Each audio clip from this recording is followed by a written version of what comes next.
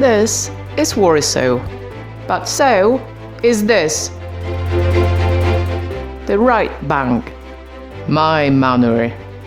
So let me show you a few places.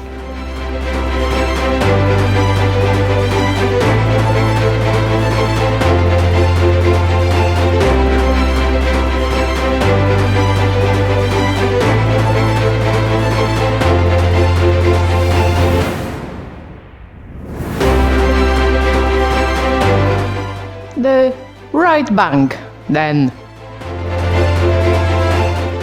It's a place of contrasts. Warsaw's East End and West End.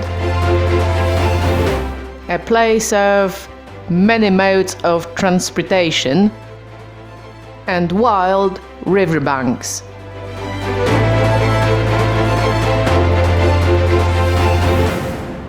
But what I want to show you first is a cemetery.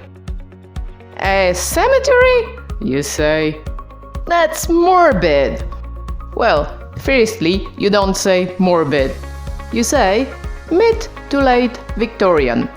Also, I'm not dragging you down here for history or for the wonderful detail. Oh, don't cry, there will be some history later. Alright, this actually is spooky. But to show you a very Polish thing. You do visit your dear departed. Every Sunday is good, but whenever you can make it, really. As a result, it's very lively indeed. Trade is brisk. This gives you a taste of what Warsaw looked like in 1990s and early 2000s. One big marketplace. Only it wasn't flowers and candles, it was everything. So, this place is heaving and positively packed and ablaze with candles on All Hallows and All Souls, the 1st and 2nd of November. Poland isn't exactly a great destination in November, but if you do happen to be around, do come and see for yourself. It's unbelievable. The other thing about this place is it's like a vast park. Even with all those visitors around, you can just find a spot and listen to your own thoughts. I like it. But you would rather something livelier? Well, I know just the place. Francuska, French Street, being the high street of Saska Kępa, which translates to Saxon clump, as in clump of trees. Anyways, it's a restaurant and bar central. One of the best areas in town for it.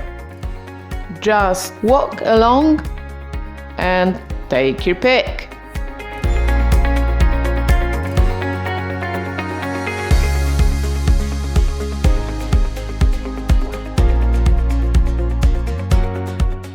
But does it have past? Do you even need to ask? Of course it does. Everything has a past. So here it goes. The Saxon clump took off under, surprise, surprise, Saxon kings of Poland in the 1700s as sort of a Sadek of Warsaw. Somewhere across the river where you'd come for more or less innocent pleasures, away from the prying eyes of your neighbors in Warsaw proper. Except the said neighbors would be here for the same purpose, so it must have been some sort of what happens in Kępa stays in Kępa arrangement. And the first inn on record was right here. No trace of that now, but this house, first a villa, then some sort of French diplomatic outlet, is now a restaurant.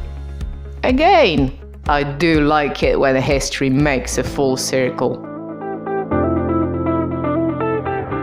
Saska Kępa became Warsaw and was developed between the Great Wars. So, apart from the very early houses that can't decide what style they want to be, it is a modernist paradise. Just look at those clean, sharp lines. The simplicity.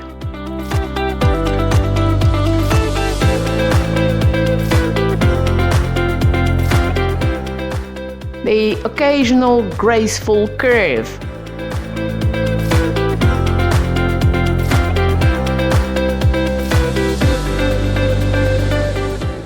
How can you not fall in love? It survived the Second World War relatively intact. Most houses have been renovated, but you can still see the bullet scars. They mainly date from the German invasion in 1939. Here stood one of the barricades that held out until the end of September 1939, but later on the Germans did not do much damage. By the summer of 1944, when they set out on their extremely well-organized and orderly campaign of blowing up the city, house by house, street by street, this side of the river was already occupied by the Red Army. Now, the Red Army sat here for 5 months, from August 1944 till January 1945, but they camped in Praga proper, a few kilometers to the north, and also had more sense than to destroy buildings they could occupy when the winter weather was coming. They stole what they could, but just the movables. So Saska Kępa, and indeed Praga proper, got away with it. The communist rule left it more or less in peace, during which time it acquired this free-thinking intellectual vibe. Think painters, photographers, sculptors, girls with black eye makeup, men in corduroy and tight roll-neck pullovers, that sort of thing. And here is one of them, a local poet, Agnieszka Osiecka, deservedly very popular. She lived into the 1990s, so I remember seeing her around here. She wouldn't know me, but can't run away now. The other thing that escaped is this park, laid out in the 1930s and still showing its pedigree. I think they evacuated her for the war, actually. Oh, I remember this. I used to do that. Minus the smoking. I was a girl guide, for God's sake. So, the park survived the war, despite bombs and aircraft falling on it.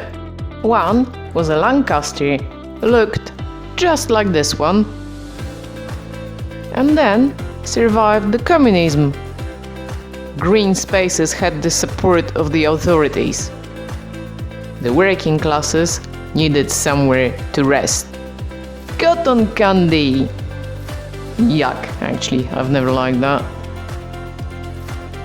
This used to be a massive open-air pub until it was closed for attracting the wrong sort. We used to like it.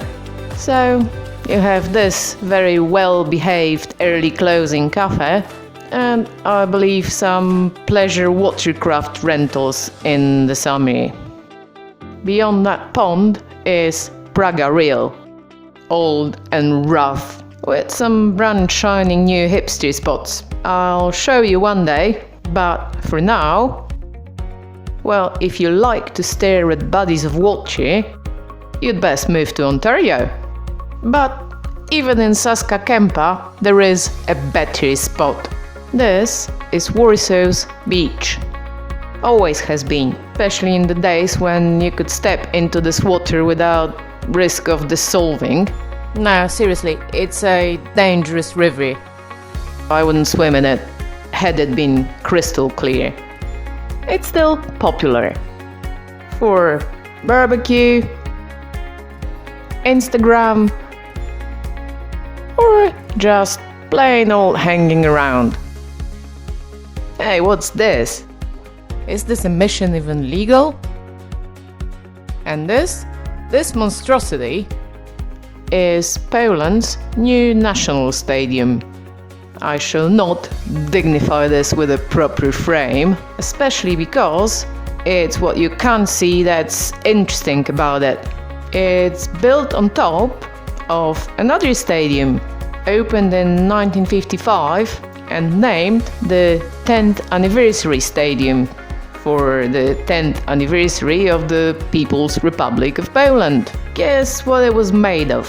Well, you saw the state of the left bank in 1945 last week. Some of the rubble was used to reconstruct the old town and the more historic buildings, which still left an awful lot of rubble to dispose of.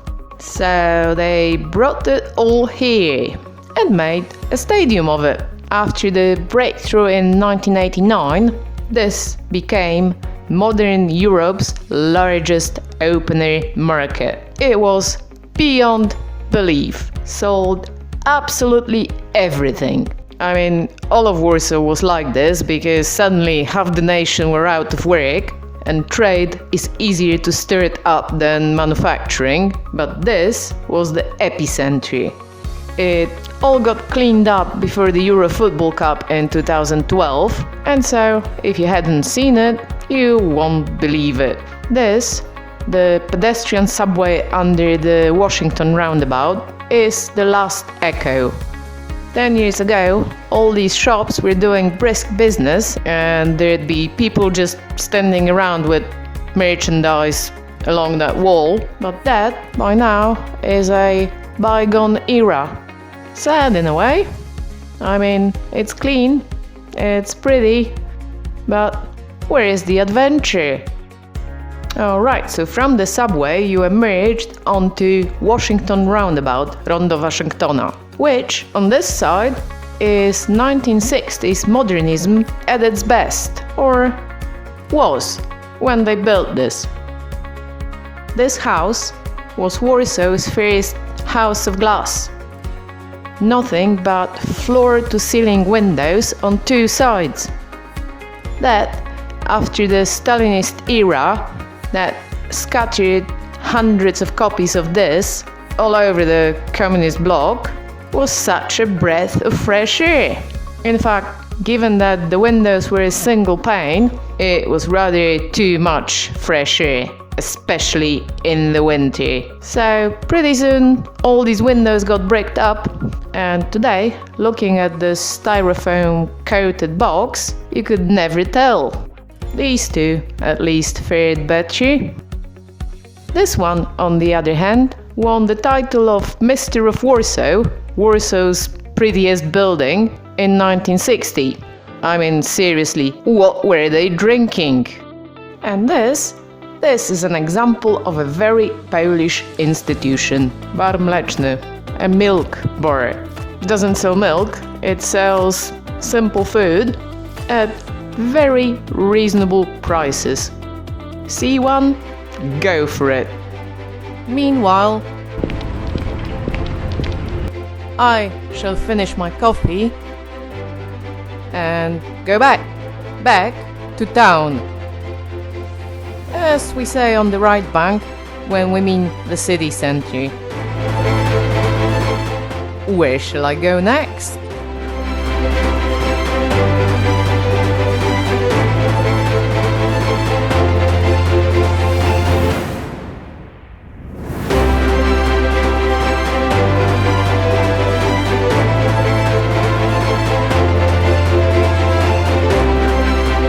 Gremlin on the road.